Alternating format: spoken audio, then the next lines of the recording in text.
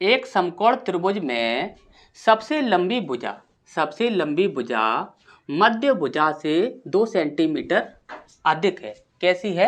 अधिक है।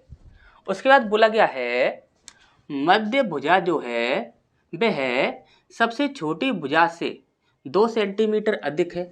ठीक।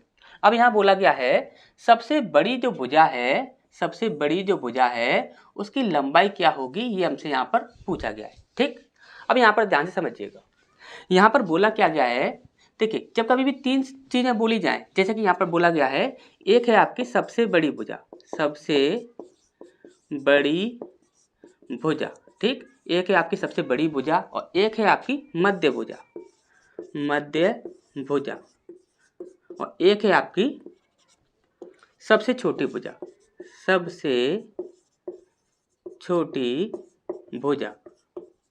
ठीक। जब कभी भी इस प्रकार से बोला जाएगा तब आपको हमेशा ही क्या करना है कि लास्ट से स्टार्ट करना है। ठीक। लास्ट से आपको स्टार्ट करना है। अब यहाँ पर लास्ट में क्या बोला गया है कि मध्य भुजा सबसे छोटी भुजा से 2 सेंटीमीटर अधिक है। ये जो मध्य भुजा है यह सबसे छोटी भुजा से 2 सेंटीमीटर अधिक है। तो हम यहाँ क्या करते हैं कि सबसे छोटी जो भुजा है उसे मान लेते हैं हम 2 सेंटीमीटर। कितना मान लेते हैं? 2 सेंटीमीटर मान लेते हैं। अब ये जो भुजा है इससे 2 सेंटीमीटर अधिक है। यहाँ पर यदि ये 2 है तो ये कितनी हो जाएगी आपकी? 4 सेंटीमीटर। ठीक। अच्छे से समझ आ गया होगा। इसके बाद यहाँ पर बोला गया है कि सबसे लंबी भुजा जो है वह मध्य भुजा से 2 सेंटीमीटर अधिक है। यानी कि सबसे लंबी जो भुजा है वह मध्य भुजा से 2 सेंटीमीटर अधिक है। यानी कि हम यहाँ पे ऐसे कह सकते हैं 4 और 2 कितना हो जाएगा? 6 हो जाएगा, यानी कि 6 सेंटीमीटर। ठीक। इतनी सी बात आपको अच्छे से पता लग गई। अब इसके बाद आपको क्या करना है कि ये आपका फर्स्ट स्टेप हो गया। अब सेकंड स्टेप में क्या करना है, जैसे कि हम यहाँ पर x मानकर चलते हैं, तो यहाँ पर यदि हम x मानकर चलते हैं तो होता क्या है कि जैसे कि हम यहाँ पर माने, हमने बोला कि सबसे छोटी जो भुजा है वो क्या है? x सेंटीमीटर है। कितनी है? x सेंटीमीटर है। ठीक। वो कितनी है? x centimetre. तो हमने बोला कि मध्य भुजा कितनी हो जाएगी, तो आपने बोला कि सबसे छोटी जो भुजा है वह मध्य भुजा से 2 सेंटीमीटर कम है, यानी कि ये मध्य भुजा जो है वह 2 सेंटीमीटर अधिक है। तो आप बोलोगे कि ये कितनी हो जाएगी? x सेंटीमीटर प्लस 2 ये हो जाएगी। ठीक। अब इसके बाद हमने बोला कि सबसे बड़ी भुजा कितनी हो जाएगी, तो आपने बोला कि सबसे बड़ी भुजा जो है वह मध्य भुजा से 2 सेंटीमीटर अधिक है। यानी कि मध्य भुजा कितनी है आपकी? मध्य भुजा है x सेंटीमीटर प्लस 2। अब इससे यह 2 सेंटीमीटर अधिक हो जाएगी तो यहाँ पर 2 और ऐड हो जाएगा। ठीक। इतना हो जाएगा। यानी कि आप ये कह सकते हो कि x सेंटीमीटर प्लस 4। ठीक। इतना हो जाएगा। अब यहाँ पर इतनी सी बात आपको यदि समझ आ गई है तो यहाँ पर हम देखें तो देखिए x की वैल्यू यदि यहाँ पर 6 है तो यहाँ पर कितना हो जाएगा? 6 प्लस 4 कितना हो जाएगा आपका? 10 हो जाएगा। ठीक। अब यहाँ पर हम देखें यदि x की वैल्यू 4 है तो यहाँ पर ये कितना हो जाएगा? 4 प्लस 2 कितना हो जाएगा? 6। अब यहाँ पर यदि x की वैल्यू 2 है तो यहाँ पर कितना हो जाएगा? 2। ठीक। अब अच्छे से समझ आ गया होगा। हमसे यहाँ पर पूछा गया था कि सबसे बड़ी भुजा जो थी उसकी लंबाई कितनी थी, तो आप यहाँ पर देख रहे हो वो कितनी है आपकी? 10 सेंटीमीटर और यही हमारा आंसर आ जाएगा। तो कहाँ पर है 10 सेंटीमीटर? तो यहाँ पर सी ऑप्शन जो है वो बिल्कुल सही है। ठीक। अब हम आपको इस क्वेश्चन को सॉल्व करने के लिए एक नया तरीका बताने वाले हैं। जो ये तरीका होने वाला है वह तरीका जो है वह आपका मैथ की दृष्टि से देखा जाए तो बिल्कुल सटीक तरीका होता है, और यदि मैथ के अलावा देखा जाए तो वह जो तरीका होता है वह काफ़ी जगह पर यूज होता है, और समकोण त्रिभुज में तो सबसे ज़्यादा यूज होने वाला वह तरीका होता है। ठीक। तो यहाँ पर उस तरीके को देखते हैं वो तरीका क्या है, और उसी तरीके का आपको यूज करना है हमेशा ही। कभी भी इस प्रकार के प्रश्न आपको यदि दिए जाते हैं तो ये देखिए, ये जो हमने तरीका यूज किया है इसको यदि आप यूज करना चाहते हो तो उसके लिए आपको क्या चाहिए? उसके लिए आपको सारी ही भुजाओं का योग चाहिए। ठीक। लेकिन हमने ये तरीका यूज करके इस प्रश्न को सॉल्व कर दिया है, लेकिन आगे जाकर और भी कोई ऐसे प्रश्न मिल सकते हैं जो कि इस तरीके से यहाँ पर सॉल्व ना हो। ठीक। तो लेकिन हम जो आपको नेक्स्ट तरीका बताने वाले हैं उससे सारे के सारे जितने भी प्रश्न होंगे वो सारे ही सॉल्व हो जाएंगे। ठीक। तो उस तरीके को देख लेते हैं। तो उस तरीका क्या है वो तो देखिए ध्यान से। सबसे पहले हम इसे यहाँ से हटा देते हैं। देखिए, ये जो तरीका है इससे आपके हो सकता है कि 1-2 प्रश्न जो है वह सॉल्व ना हो, लेकिन जो हम तरीका आपको अब बताने वाले हैं उस तरीके से आपके 100% जो प्रश्न होंगे 100% वो सारे ही सॉल्व हो जाएंगे। जैसे कि आपको अच्छे से पता है कि यदि यहाँ पर हम बात करें तो सबसे बड़ी भुजा है बड़ी, ठीक, एक सबसे बड़ी है और एक है आपकी मध्य और एक है आपकी छोटी, क्या है, छोटी, सबसे छोटी। अब यहाँ पर हमने इसे माना था, तो क्या माना था, इसे हमने यदि x मान लें तो ये क्या हो जाएगा, x+2 हो जाएगा और ये क्या हो जाएगा आपका x+4 हो जाएगा, ठीक, यही हमने यहाँ पर मान कर चला था, ठीक। अब यहाँ पर आप देखिए ये दिया क्या है आपका, एक समकोण त्रिभुज दिया गया है, क्या दिया गया है, एक समकोण त्रिभुज। और समकोण त्रिभुज में सबसे बड़ी जो भुजा होती है वो क्या होती है, कर्ण होती है, यानी कि ये कितना हो जाएगा x+4, ये कितना हो जाएगा x+2 और ये कितना हो जाएगा आपका x हो जाएगा, ठीक। और आपने अच्छे से पता होगा, आपने अच्छे से पढ़ा भी होगा कि समांतर श्रेणी नाम की एक चीज भी होती है, क्या होती है, समांतर श्रेणी। और समांतर श्रेणी होती क्या है, यदि किसी को ना पता हो तो देखिए, समांतर श्रेणी वह होती है जिसमें सारी ही जितनी भी संख्याएं दी गई हों उनका क्या हो कि अंतर आपका क्या होता है, समान होता है, अंतर आपका समान होता है। जैसे कि हम यहाँ पर बोले हैं कि जैसे कि हमने बोल दिया 2, 3, 4, 5, 6, इस प्रकार से आप देखोगे तो सब में एक एक का अंतर है, तो यानी कि ये क्या है, एक समांतर श्रेणी है, ठीक। ध्यान से पहले इस चीज़ को समझिएगा। अब यदि हम यहाँ पर बात करें तो यहाँ पर बात किसकी की जा रही है, समकोण त्रिभुज की। और समकोण त्रिभुज का सबसे आसान जो तरीका होता है क्वेश्चंस को सॉल्व करने का, वो होता है आपका ट्रिपलेट। और ट्रिपलेट कहाँ से आता है, तो ट्रिपलेट आता है आपका पाइथागोरस प्रमेय से, ठीक। आपको एक ट्रिपलेट अच्छे से याद होगी, वो क्या होती है, 3, 4 और 5, क्या होती है, 3, 4 और 5, ठीक, ये सभी को याद रहती है, सबसे छोटी ट्रिपलेट यही होती है। अब यहाँ पर आप ध्यान से समझिए, दुनिया की ऐसी कोई भी ट्रिपलेट नहीं है, दुनिया की ऐसी कोई भी ट्रिपलेट नहीं है जो कि समांतर श्रेणी में काम करती हो, जो कि समांतर श्रेणी में काम करती हो। लेकिन सिर्फ और सिर्फ एक ऐसी ट्रिपलेट है जो कि समांतर श्रेणी में काम करती है, वो क्या है आपकी 3, 4, 5। ये जो ट्रिपलेट होती है ये आपकी समांतर श्रेणी में काम करती है।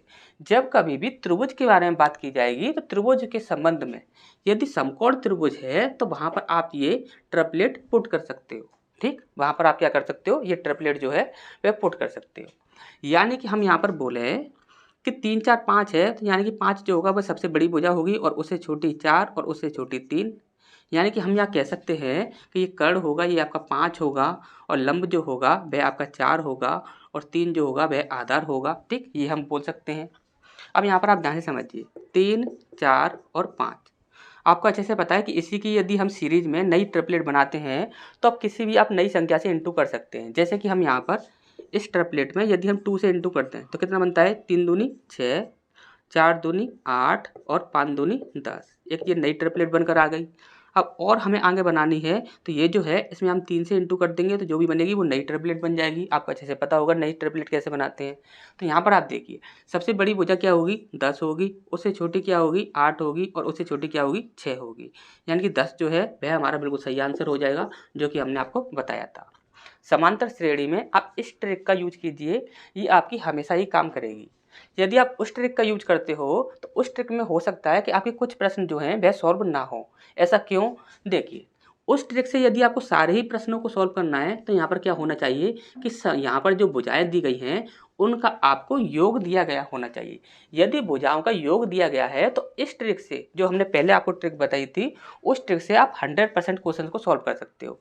और यदि आप इस ट्रिक का प्रयोग करोगे तो इस ट्रिक से तो चाहे कैसा भी प्रश्न दिया गया हो आप 100% प्रश्नों को सॉल्व कर सकते हो, ठीक। तो नेक्स्ट क्वेश्चन की ओर बढ़ते हैं। इसका नेक्स्ट प्रश्न हमारे यहाँ बोला गया है, यदि बहुलक का मान 14 है, ठीक, और अंकगणितीय माध्य कितना है, 5 है, तो माध्यिका का क्या मान क्या होगा, माध्यिका का मान यहाँ पर हमसे पूछा गया है, ठीक। तो ये जो होता है ये एक फॉर्मूले से सॉल्व होता है, आपका जैसे पता है। और वह फॉर्मूला क्या होता है, तो वह फॉर्मूला देख लीजिए। जैसे कि हम बात करें बहुलक यानी कि मोड, क्या होगा, मोड, बहुलक यानी कि मोड बराबर होता है आपका 3 इंटू माध्यिका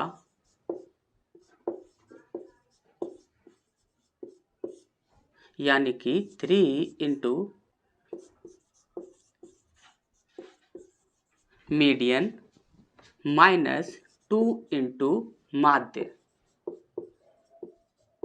यानी कि -2 इंटू मीन। ठीक। हिंदी वाले जो हैं वो देख लीजिए और अंग्रेजी वाले जो हों वो आप समझ लीजिए। ठीक। अब यहाँ पर हमसे बोला क्या गया है, बहुलक जो है वह कितना है आपका 14 है। 14 आपका मोड है। इसके बाद बोला गया है माध्यिका कितनी है, तो माध्यिका यहाँ पर हमसे पूछी गई है, तो यहाँ पर हो जाएगा आपका 3 इंटू मीडियन, यानी कि हम इसे m बोल देते हैं। ठीक, m बोल देते हैं, माइनस यहाँ पर बोला गया है 2 इंटू मीन, तो यानी कि माध्य कितना दिया हुआ है आपका 5 दिया गया है। ठीक, यानी कि 2 इंटू 5। अब यहाँ पर आप देखोगे तो ये है आपका 14 बराबर 3 मीडियम, इसके बाद माइनस 5 दूनी 10। ठीक, इतना हो जाएगा। अब यहाँ पर आप देखोगे तो 3m इक्वल टू 14 और ये माइनस का जो है इधर जाकर प्लस का हो जाएगा 10, तो 3m इक्वल टू 14 और 10 24, 3 अट्टे 24, यानी कि हमारा जो आंसर आएगा वह 8 आएगा। तो 8 कहाँ पर है, तो देखिए ए ऑप्शन जो है वह आपका बिल्कुल सही हो जाएगा। ठीक, तो नेक्स्ट क्वेश्चन की ओर बढ़ते हैं। इसका नेक्स्ट प्रश्न हमारे यहाँ बोला गया है 100 व्यक्तियों में से टोटल कितने हैं, 100 व्यक्ति हैं। 100 व्यक्तियों में से 35 केवल कॉफी पसंद करते हैं। 35 जो हैं वह केवल कॉफी पसंद करते हैं। और इसके बाद बोला गया है 40 केवल चाय पसंद करते हैं। क्या पसंद करते हैं, चाय पसंद करते हैं। इसके बाद बोला गया है 15 चाय और कॉफी, 15 जो हैं वह चाय और कॉफी दोनों पसंद करते हैं। अब इसके बाद बोला गया है 10 केवल दूध पसंद करते हैं। अब यहाँ पर हमसे पूछा क्या गया है, दूध पसंद करने वाले और चाय पसंद करने वाले, दूध पसंद करने वाले और चाय पसंद करने वाले जो व्यक्ति हैं उनका अनुपात क्या होगा, ये हमसे यहाँ पर पूछा गया है। ठीक, तो देखिए यहाँ पर हमें क्या करना है, 100 व्यक्ति हैं, सबसे पहले 100 काउंट कर लेते हैं 100 पूरे होते हैं या नहीं। तो देखिए यहाँ पर देखिए 30 और 40 70 80 90 और 10 100, यानी कि 100 पूरे कंप्लीट है, तो हमें यहाँ पर कोई दिक्कत होने वाली नहीं है। ठीक, अब यहाँ पर देखिए यहाँ पर केवल कॉफ़ी वाले हैं, कॉफ़ी वाले कितने हैं, तो कॉफ़ी वाले हैं आपके 35। इसके बाद बोला गया है केवल चाय वाले कितने हैं, तो केवल चाय वाले हैं आपके 40। अब इसके बाद बोला गया है दूध वाले पहले ले लेते हैं। ठीक, तो यहाँ पर केवल दूध वाले जो हैं, केवल दूध वाले आपके 10 हैं। और बोला गया है चाय और कॉफ़ी, चाय प्लस कॉफ़ी, चाय और कॉफ़ी वाले कितने हैं, तो चाय और कॉफ़ी वाले आपके 15 हैं। ठीक, अब उनका हमसे रेशियो पूछा गया है, वो कौन कौन है, तो उन्हें देख लेते हैं। यहाँ पर है आपका दूध पसंद करने वाले, क्या दूध पसंद करने वाले, और यहाँ पर पूछा गया है चाय पसंद करने वाले, चाय पसंद करने वाले। तो इनके बीच में जो रेशियो होगा वो क्या होगा, ये हमसे यहाँ पर पूछा गया है। यहाँ पर काफ़ी लोग गलती क्या करते हैं, यहाँ पर दूध के लिए पूछा गया है तो यहाँ पर दूध ले लिया यानी कि 10 ले लिया, और इसके बाद चाय के लिए बोला गया है तो चाय ले लिया, यहाँ पर 40 हो गया। तो यहाँ पर कितना हो जाएगा, 0 से 0 कैंसिल, तो यानी कि 1:4 हमारा आंसर हो जाएगा। तो 1/4 ये हम आंसर पुट कर देते हैं, लेकिन ये आपका बिल्कुल ही गलत होता है। क्या होता है, बिल्कुल ही गलत होता है। 1/4 ये आपका रेशियो नहीं बनेगा। क्यों नहीं बनेगा, तो वो चीज़ आप ध्यान से समझिए। ये गलती आपको एग्जाम में नहीं करनी है, काफ़ी लोग करके आए थे गलती, लेकिन अब नहीं करनी है। ठीक, क्यों नहीं करनी है, तो वो चीज़ आप ध्यान से समझिए। हमसे बोला गया था दूध के लिए, तो दूध वाले का रेशियो कितना है आपका 10 है। ये तो हमने मान लिया दूध वाले का रेशियो जो है वो कितना है आपका 10 है। ठीक, अब यहाँ पर हमसे बोला गया था चाय वाले, तो चाय वाले आपके ये हैं, तो ये कौन हैं, तो ये हैं आपके केवल चाय वाले, जो केवल चाय पसंद करते हैं वो हैं आपके 40। ठीक, अब यहाँ पर हमसे बोला गया था चाय और कॉफ़ी दोनों पसंद करने वाले, यानी कि ऐसे व्यक्ति हैं जो कि चाय भी पसंद करते हैं और कॉफ़ी भी पसंद करते हैं, तो वो कितने हैं आपके, वो हैं आपके 15। यानी कि जो व्यक्ति चाय और कॉफ़ी दोनों पसंद करते हैं, क्या वह चाय पसंद नहीं करते, वो चाय भी तो पसंद करते हैं। तो चाय का जो रेशियो होगा वो कितना हो जाएगा, 40 और 15 यानी कि 55। कितना हो जाएगा, 55। तो यहाँ पर जो रेशियो बनेगा चाय वाले का वो कितना बनेगा आपका 55। नहीं समझ आया हो तो दोबारा समझ लीजिए। चाय और कॉफ़ी वाले जो व्यक्ति हैं वो 15 हैं, वह चाय को भी पसंद करते हैं और कॉफ़ी को भी पसंद करते हैं। और यहाँ पर बोला गया था चाय को पसंद करने वाले, यानी पसंद करने वाले तो हैं ना ये 15, कॉफ़ी भी पीते हैं लेकिन वह चाय भी तो पसंद करते हैं, तो भैया चाय भी पसंद करते हैं, तो ये 15 जो होंगे वो चाय के रेशियो में ऐड हो जाएंगे। क्यों? क्योंकि वह चाय भी पसंद करते हैं। ठीक, अब यहाँ पर यदि हम रेशियो की बात करें तो यहाँ पर हम बोल सकते हैं ये 5 से काट देंगे, 5 दूनी 10, 5 एकम 5 और 5 एकम 5, यानी कि 2:11। 2:11 कहाँ पर है? तो 2:11 ये आपका बी ऑप्शन है, ये आपका बिल्कुल सही हो जाएगा। ठीक, तो नेक्स्ट क्वेश्चन की ओर बढ़ते हैं। इसके बाद हमारा नेक्स्ट प्रश्न है, यहाँ बोला गया है निम्नलिखित बंटन की माध्यिका क्या है। हमें यहाँ पर माध्यिका पूछी जा रही है और माध्यिका का मतलब होता है सबसे बीच का जो नंबर होता है वही हमारी माध्यिका कहलाती है। ठीक, आपको अच्छे से पता ही होगा। लेकिन जब कभी भी इस प्रकार के बंटन का आपसे माध्यिका पूछी जाएगी तो आपको वहाँ क्या करना होगा कि सबसे पहले जो आपकी जितनी भी संख्याएं दी गई हों उनको आपको या तो आरोही क्रम में सजा लेना है या फिर आपको अवरोही क्रम में सजा लेना है। ठीक, अब यहाँ पर आरोही और अवरोही का मतलब क्या होता है, यदि किसी को ना पता हो तो वो आप समझ लीजिए। आरोही का मतलब होता है सबसे पहले छोटा, फिर उससे बड़ा, फिर उससे बड़ा, फिर उससे बड़ा, फिर उससे बड़ा। और अवरोही का मतलब होता है कि सबसे पहले बड़ा, फिर उससे छोटा, फिर उससे छोटा, फिर उससे छोटा, फिर उससे छोटा। ठीक, समझ आ गया होगा।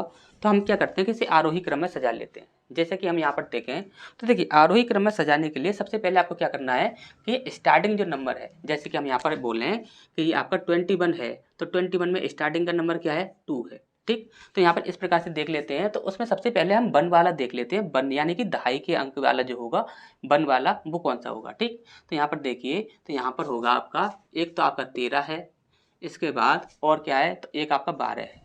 तो सबसे पहले क्या आएगा? आपका 12 आएगा, फिर उसके बाद आपका 13 आएगा।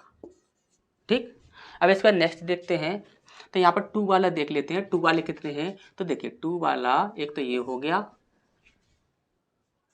और 2 वाला और कोई भी नहीं है। ठीक, 2 वाला इसमें और कोई भी नहीं है, सिर्फ एक ही है 2 वाला। ठीक, तो कितना हो जाएगा आपका 22।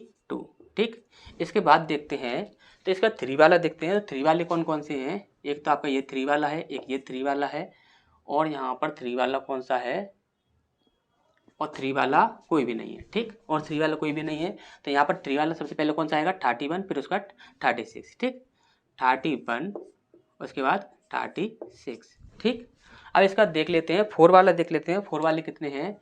तो देखिए 4 वाला यहाँ पर एक भी नहीं है, यहाँ पर देखेंगे तो 4 वाला ये है और इसके बाद 4 वाला एक ये है। ठीक, दोनों ही हमारे क्या हैं? 43 और 43 हैं। ठीक, तो यहाँ पर 43। ठीक, इसके बाद 5 वाला देख लेते हैं। तो 5 वाले कितने हैं? तो देखिए यहाँ पर 5 वाला एक ये है। ठीक, इसके बाद 5 वाला आपका एक ये है और 5 वाला एक ये है और 5 वाला कोई भी नहीं है। तो सबसे पहले देखेंगे तो कितना आ जाएगा आपका? 53 आ जाएगा। तो यहाँ पर 53 और एक 53 आपका ये है 53 और इसके बाद एक हो जाएगा आपका 54। ठीक, इसके बाद देख लेते हैं 60 वाला। 6 वाला कौन सा है? तो देखिए 6 वाले हैं आपके, यहाँ पर कोई भी नहीं है, यहाँ पर है एक आपका 6 वाला और एक 6 वाला यहाँ पर है और एक 6 वाला कोई भी नहीं है। ठीक, और 6 वाले आपके कोई भी नहीं है। तो यहाँ पर देखेंगे तो 66, 66 और 67। ठीक, अब इसका देखेंगे तो 7 वाला कौन सा है? तो देखिए 7 वाला यहाँ पर सिर्फ और सिर्फ एक दिख रहा है 77, सिर्फ 77 है। ठीक, तो यहाँ पर रख लिया हमने 77। ठीक, अब इसके बाद 8 वाला देखते हैं। तो 8 वाला कौन सा है? तो देखिए 8 वाला यहाँ पर कोई भी नहीं है और इसके बाद सारे क्या हैं? 9 वाले। तो 9 वाला एक ये है आपका 90 और इसका एक यहाँ पर है आपका 97। कितना है आपका? 90 और 97। ठीक, यहाँ पर 90 और 97। ठीक, अब यहाँ पर देखते हैं सारे हो गए हैं। तो देखिए सारे अंक यहाँ पर हमारे 98 भी है, ये हमारा छूट गया है तो 98 भी हमें लेना होगा। तो 98 यहाँ पर आ जाएगा 98। ठीक, और यहाँ पर कोई छूटा तो नहीं है, तो यहाँ पर देखें तो यहाँ पर तो कोई नहीं है और यहाँ पर भी आपका कोई भी नहीं छूटा। ठीक, हमारी संख्या जो है वह पूरी हो गई। ठीक, अब यहाँ पर देख लेते हैं बीच वाला अंक कौन सा है। ठीक, तो यहाँ पर देखिए 1 2 3 4, यहाँ से हमने लास्ट से 4 कम किए तो यहाँ से भी हम 4 कम कर देंगे, 1 2 3 और एक 4। ठीक, अब यहाँ पर हम देखते हैं स्टार्टिंग से हम क्या करते हैं 3 कम कर देते हैं। तो लास्ट से भी हम 3 कम कर देते हैं। अब यहाँ पर हमारा बचता क्या है, देखिए 2 संख्याएं बच रही हैं। यदि ये दोनों संख्याएं समान हो, ध्यान से समझिएगा, यदि ये दोनों संख्याएं समान हो तो यही हमारा आंसर हो जाएगा। यदि यहाँ पर सिर्फ एक संख्या बचती तो वह भी हमारा वही आंसर होता। और यदि यहाँ पर 2 संख्याएं हमारी बच रही हैं, यदि यहाँ पर आप देखिए ये आपका 53 है और ये भी आपका 53 है, यदि 53 और 53 दोनों समान ही संख्या हैं तो हमारा आंसर 53 ही होगा। क्या होगा, 53। और यदि यहाँ पर ऐसा होता कि यहाँ पर आपका एक 53 होता और एक कुछ और होता, जैसे कि हम यहाँ पर मान लेते हैं, एग्जाम्पल के तौर पर मान लेते हैं कि यहाँ पर हमारा क्या बचता है, 20 बच रहा है और हमारा यहाँ पर 30 बच रहा है। क्या बच रहा है, 20 बच रहा है और 30 बच रहा है। यहाँ पर ये 53 के स्थान पर यहाँ पर आपका 20 है और यहाँ पर आपका 30 है। तब आपका वही आंसर नहीं होगा। क्यों, क्योंकि यहाँ पर क्या है, दोनों संख्याएं अलग अलग हैं। तो हमें क्या करना होगा, यहाँ पर इनका यह है औसत निकालना होगा। यानी कि 30 और 20 कितना हो जाएगा, 50 हो जाएगा। 50/2 करेंगे तो यहाँ पर हमारा 25 आंसर आता है। ठीक, यदि अलग अलग संख्याएं होंगी तो आप उनका औसत निकालोगे, यदि सेम संख्या होंगी तो आपका वही आंसर आ जाएगा। अब वही क्यों आ रहा है तो वो भी आप समझ लीजिए, क्योंकि यहाँ पर यदि 2 या 3 संख्या आपकी बचती हैं तो वहाँ पर क्या होता है हमारा, यदि 2 ही बचेंगे तो 3 नहीं बचेंगे। ठीक, तो यहाँ पर ये क्या होता है कि यदि 2 संख्या आपकी बच रही हैं तो वहाँ पर क्या होता है, उनका औसत निकालते हैं। अब यदि आप 53 को ऐड कीजिए, 53 + 53, इसको आप ऐड करके 2 से भाग लगाओगे तो देखेंगे 3 दूनी 6 और यहाँ पर 5 दूनी 10। अब इसको यदि आप 2 से डिवाइड करोगे तो देखिए 2 पंजे 10, 2 तिया 6, यानी आगे आपका 53। ठीक, तो हमेशा याद रखिए यदि सेम संख्या है तो वही आपका आंसर होगा, यदि सेम नहीं है तो हम उसका औसत निकालेंगे। ठीक, तो यहाँ पर हमारा आंसर क्या है, 53। ठीक, तो नेक्स्ट क्वेश्चन की ओर बढ़ते हैं। इसके बाद नेक्स्ट प्रश्न हमारे यहाँ बोला गया है, संख्या 833749502 में 4 और 2 के स्थानीय मानों का अंतर क्या होगा। ठीक, तो यहाँ पर स्थानीय मानों का अंतर बताना है। ठीक, तो यहाँ पर देखिए, यहाँ पर 2 कहाँ पर है, लास्ट में है। तो यहाँ पर हमें सिर्फ करना क्या होगा कि यहाँ पर देखिए ये जो आपका 2 है इसकी जगह पर हो जाएगा आपका 8, यहाँ पर हो जाएगा 9, यहाँ पर 9 और यहाँ पर हो जाएगा आपका 3। ठीक, तो 39998 ये हमारा कहाँ पर है, तो 39998 ये हमारा डी ऑप्शन है। ठीक, ये हमारा बिल्कुल सही हो जाएगा। ठीक, और यदि आपको समझ ना आया हो तो वो आप देख लीजिए, जैसे कि हम 4 का स्थानीय मान निकालें तो वो हमारा कितना निकलेगा, लास्ट में जितनी भी डिजिट हैं उतनी ही हम 0 लगा देंगे तो 1 2 3 4 कितना हो जाएगा, 1 2 3 4। अब 2 का स्थानीय मान निकालोगे तो 2 का यहाँ पर ये क्या है कि ये लास्ट में है, तो लास्ट में है तो सिर्फ हमारा 2 ही रहेगा, तो 2 को हमें इसमें से माइनस करना होगा। यहाँ से हम एक हासिल इधर लेंगे तो ये 10, फिर ये 10, फिर ये 10, फिर ये 10, तो ये 10 है तो इसमें से 2 गए तो आपके कितने बचे, आपके 8 बचे। यहाँ पर 9 बचेगा, यहाँ पर आपका 9 बचेगा, यहाँ पर आपका 9 बचेगा और यहाँ पर रह जाएगा आपका 3। तो 3 3 बार 9 और 8, 3 3 बार 9 और 8, यही हमारा सही आंसर हो जाएगा। ठीक, तो अच्छे से आगे होगा। तो नेक्स्ट क्वेश्चन की ओर बढ़ते हैं। इसके बाद हमारा नेक्स्ट प्रश्न है, यहाँ बोला गया है, एक कस्बे की जनसंख्या 2,24,375 है। यदि वह प्रति वर्ष 4% की दर से बढ़ रही है तो 2 वर्ष बाद, कितने वर्ष बाद, 2 वर्ष बाद इसकी जनसंख्या कितनी हो जाएगी। ठीक, अब यहाँ पर हम देखें तो देखिए सबसे पहले हम यदि 4% की बात करें और वो क्या हो रहा है, वृद्धि हो रही है। 4% का मतलब कितना होता है, आपका होता है 1/25। ठीक, अब यहाँ पर हम देखें तो जनसंख्या कितनी है स्टार्टिंग में, वो है आपकी 2,24,375, 2,24,375 है। ठीक, अब यहाँ पर हम बात करें कि यदि 1 साल बाद जनसंख्या कितनी हो जाएगी, यदि 4% की वृद्धि हो तो आप बोलोगे कि सर से 25 पर 1 की वृद्धि हो रही है, यानी कितना हो जाएगा आपका 26/25। ठीक, ये 1 साल में जितनी भी वृद्धि होनी होगी, जितनी संख्या बननी होगी वो बन जाएगी। ठीक, अब यहाँ पर हम बोलें कि 2 साल बाद कितनी हो जाएगी, तो 2 साल बाद 1 साल और लगा देंगे, यानी कि 25 पर 1 की वृद्धि, यानी कि 26/25। अब 2 साल बाद जितनी भी जनसंख्या बननी होगी वो बन जाएगी। ठीक, अब यहाँ पर हम क्या करते हैं कि इससे हम डिवाइड कर लेते हैं और डिवाइड करते हैं तो क्या होता है, तो यहाँ पर देखिए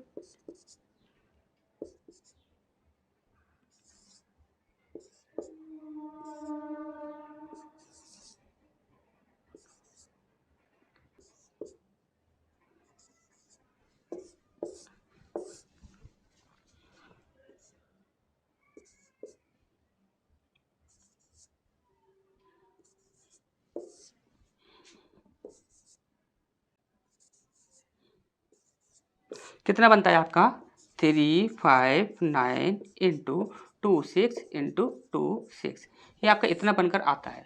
अब हमें यहाँ पर क्या करना है कि इसके इंटू करना है, ठीक। इंटू नहीं करते हैं, यहाँ पर हम देख लेते हैं। देखिए इकाई अंक कहाँ पर है, तो देखिए इकाई अंक जो है वो आपका ये 6 है, ये आपका 8 है, ये आपका 4 है, ये आपका 4 है, ठीक। तो हो सकता है आपका 4 वाला हो, तो हमें पूरा चेक करना होगा।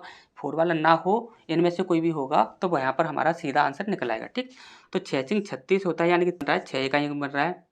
9 54 हो रहा है, यानी कि हमारा 4 इकाई अंक बनेगा। तो इकाई अंक हमारा 4 ही बन रहा है, यानी कि ये 2 ऑप्शन जो हैं ये तो हमारे यहाँ पर कैंसिल हो जाएंगे। इकाई अंक हमारा कितना बन रहा है, 4 बन रहा है। अब यहाँ पर देखिए ध्यान से समझिएगा, 26 का कितना होता है आपका 676 होता है, ठीक ठीक। अब इसके बाद इससे हमें इंटू करना है, 3 5 9 से हमें इंटू करना है, ठीक।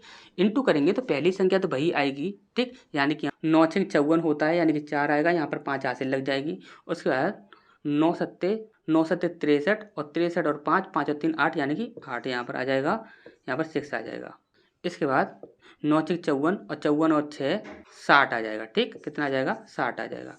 इसके बाद यहाँ पर हमें सिर्फ एक बार इंटू और करना है, 5 6 30 की, यानी कि 0 हासिल लगी यहाँ पर 3। तो यहाँ पर आपका जो आना चाहिए वो आपका 4 और 8 आना चाहिए, यानी कि 8 4 लास्ट में कहाँ पर है, तो देखिए 8 4 यहाँ पर 8 4 लास्ट में ये है, तो यही हमारा सही आंसर हो जाएगा, ठीक। यहाँ पर यदि 6 आया होता यहाँ पर तो यह हमारा 6 वाला आंसर हो जाता, लेकिन 8 आया है तो ये हमारा इतना ही आंसर होगा, ठीक। तो नेक्स्ट क्वेश्चन की ओर बढ़ते हैं। इसका हमारा नेक्स्ट प्रश्न है, यहाँ बोला गया है यदि एक संख्या और उसके 25% का अंतर आपका कितना दिया हुआ है, 24 दिया हुआ है, तो वह संख्या क्या होगी, ये हमसे यहाँ पर पूछा गया है, ठीक। तो देखिए ध्यान से समझिएगा, वैसे इस प्रश्न को सॉल्व करने के लिए काफ़ी सारे तरीके हैं। हम आपको 2 तरीके ऐसे बताते हैं जो कि काफ़ी इजी रहते हैं, ठीक। जैसे कि सबसे पहले तो आपके जो समीकरण होंगे उसी तरीके से सॉल्व कर लेते हैं। जैसे कि यदि एक संख्या यदि हमने संख्या जो है वह हमने मान ली कि वह कितना है, x है, ठीक। यदि उस संख्या और संख्या के 25%, यदि हम उस संख्या का 25% हम निकालते हैं तो कितना हो जाता है आपका, वो हो जाता है आपका x/4। क्यों हो जाएगा x/4, यानी 25 चौक 100 होता है, यानी कि x/4। कितना हो जाएगा, x/4, यानी कि संख्या और उसका अंतर जो है, संख्या और उसके 25% का अंतर, यानी कि x/4 का अंतर कितना दिया हुआ है, 24 दिया हुआ है। कितना दिया हुआ है, 24 दिया हुआ है। अब यहाँ पर आप देखोगे तो ये क्या हो जाएगा आपका 4x माइनस x, कितना हो जाएगा आपका 3x इक्वल टू, ये 4 का इंटू इसमें हो जाएगा, कितना हो जाएगा 24 × 4, ठीक। ये हो जाएगा आपका। अब 3 से आप इसे काट दीजिए, 3 8 24, यानी x की वैल्यू कितनी हो जाएगी, 8 चौक 32, कितनी हो जाएगी, 32 हो जाएगी, ठीक। यदि इस प्रकार से आपको यदि समझ नहीं आया हो तो आप दूसरा तरीका देख लीजिए, और जो दूसरा तरीका वो होगा, वो क्या होगा कि देखिए हर कोई जो भी चीज़ अपनी होती है वह अपने आप में 100% होती है, ये बात तो सभी को पता होना चाहिए। यदि हम बोलें कि यहाँ पर ये 10 नंबर है, तो ये 10 नंबर जो है यह भी अपने आप में 100% है। यदि हम यहाँ पर बोलें कि यहाँ पर जो संख्या है वह आपकी 100% है, यानी कि वह कितनी है, आपकी 100% है। आपने बोला कि 25% का अंतर है, यानी कि हमने क्या किया कि 25% इसमें से माइनस कर दिया, तो हमारा बचा कितना, 75%। कितना बचा, 75%। उसने बोला है कि 75% की वैल्यू कितनी है, 24 है, तो 1% की वैल्यू कितनी हो जाएगी, 24/75, ठीक, इतनी हो जाएगी। अब हर संख्या जो होती है वह अपने आप में क्या होती है, 100% होती है। यदि 1% की वैल्यू इतनी है तो 100% की वैल्यू कितनी हो जाएगी, तो 100% की वैल्यू हो जाएगी आपकी 24/75 गुणा 100, 25 तिया 75 और 25 चौक 100, यानी 3 से आप ऐसे काटोगे, 3 8 24, तो 8 चौक 32। आप कैसे भी कर लीजिए, आंसर आपका सेम ही आने वाला है, ठीक। तो यहाँ पर आंसर कहाँ पर है हमारा, तो बी ऑप्शन आपका बिल्कुल सही हो जाएगा, ठीक। तो नेक्स्ट क्वेश्चन की ओर बढ़ते हैं। इसका नेक्स्ट प्रश्न हमारे यहाँ बोला गया है यदि एक संख्या 9:5 के अनुपात में विभाजित की जाती है, ठीक, जब प्रत्येक संख्या में 8 जोड़ा जाता है तो अनुपात जो है वह 5:3 हो जाता है। दोनों में से बड़ी संख्या कौन सी होगी, ठीक। तो यहाँ पर देखिए सबसे पहली जो है वो क्या है आपका, हम इसे क्या करते हैं, x मान लेते हैं, 9x/5x, ठीक। इसमें बोला गया है प्रत्येक संख्या में 8 जोड़ देते हैं, इसमें हमने 8 जोड़ दिया, इसमें भी हमने 8 जोड़ दिया, तो अनुपात कितना बन गया, 5/3 बन गया, ठीक। अब आपको क्या करना है, क्रॉस मल्टीप्लाई करना है। तो यहाँ पर आप देखोगे 9 तिया 27, यानी कि 27x प्लस 8 तिया 24 इक्वल टू 5 25 25x प्लस 8 पंजे 40, यानी कि 40 यहाँ पर आ गया। अब यहाँ पर देखोगे तो x यहाँ पर 27 है, यहाँ पर 25 है, तो कितना बचेगा 2x बचेगा। ठीक, अब यहाँ पर जब हम 40 में से 24 को माइनस करेंगे तो यहाँ पर बच जाएगा हमारा 16। ठीक, तो x की वैल्यू कितनी हो जाती है 2 अट्ठे 16 यानी 8 आ जाती है। तो यहाँ पर देखेंगे तो बड़ी संख्या कौन सी होगी, तो बड़ी संख्या वही होगी जिसका रेशियो बड़ा होगा, यानी कि 9 से आप इंटू कर दीजिए 8 में, तो 8 नाम 72 होता है। ठीक, और छोटी संख्या पूछी जाती है तो हम 5 से इंटू कर देते, कितना हो जाता 5 अट्ठे 40। ठीक, तो छोटी संख्या 40 और बड़ी संख्या क्या है 72 है, तो 72 हमारा आंसर हो जाएगा। तो 72 कहाँ पर है, तो बी ऑप्शन हमारा सही हो जाएगा। ठीक, तो नेक्स्ट क्वेश्चन की ओर बढ़ते हैं। इसका नेक्स्ट प्रश्न हमारे यहाँ बोला गया है, यदि S416 ये आपकी जो संख्या दी गई है यह 11 से विभाज्य है, तो S का निम्नतम यानी कि छोटे से छोटा प्राकृतिक संख्या का मान क्या होगा। ठीक, तो यहाँ पर देखिए आपको अच्छे से पता है कि 11 का विभाज्य का नियम क्या होता है। तो 11 का विभाज्य का नियम कहता है कि जो भी आपकी संख्या है उस संख्या के सम स्थान वाले अंकों का योग और विषम स्थान वाले अंकों का योग यदि हम उन्हें माइनस करें आपस में, तो वहाँ पर उनका जो होगा वह अंतर जो होगा वह आपका या तो 0 निकलना चाहिए या फिर वह आपका 11 से डिवाइड होना चाहिए। ठीक, अब यहाँ पर हम देख लेते हैं संख्या क्या दी हुई है S416। तो सबसे पहले हम एक जोड़ा ले लेते हैं 16, दूसरा जोड़ा ले लेते हैं S4। और यदि यहाँ पर देखेंगे आप, यदि यहाँ पर 3 संख्या होती और यदि एक कम पड़ जाती जोड़ा लेने के लिए, तो आपको क्या करना होता है, जैसे कि हम यहाँ पर बोले हैं कि यहाँ पर 2 3 1 इस प्रकार से 3 एक संख्या दी गई है, तो यहाँ पर आपको क्या करना होता कि यहाँ पर यदि हमने ले लिया 3 1 ले लेते। ठीक, और यहाँ पर हमें सिर्फ एक दिख रही है तो हम क्या करेंगे, तो यहाँ पर हम 0 लगा देंगे, तो 0 2 इस प्रकार से रख लेंगे। ठीक, 0 लगा लेते हैं। ठीक, जोड़ा बनाने के लिए।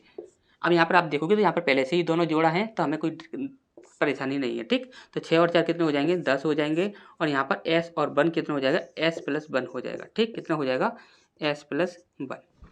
अब यहाँ पर देखोगे तो या तो इनका जो अंतर है वह 0 आना चाहिए या फिर इनका जो अंतर है वह आपका 11 से डिवाइड होना चाहिए। ठीक, तो यहाँ पर देखते हैं, तो यहाँ पर देखोगे आप तो यहाँ पर ये जो आपका 9 है, 9 को यदि आप यहाँ पर रख देते हो तो 9 और 1 कितना हो जाएगा 10 हो जाएगा। 10 में से आप 10 माइनस करोगे तो कितना हो जाएगा आपका 0 हो जाएगा, यानी कि जो भी अंतर है वह हमारा 0 बनना चाहिए या फिर 11 से डिवाइड होना चाहिए। तो यहाँ पर आंसर क्या हो जाएगा हमारा 9। ठीक, और संख्या जो है ये हमारी यहाँ पर पुट नहीं होंगी। ठीक।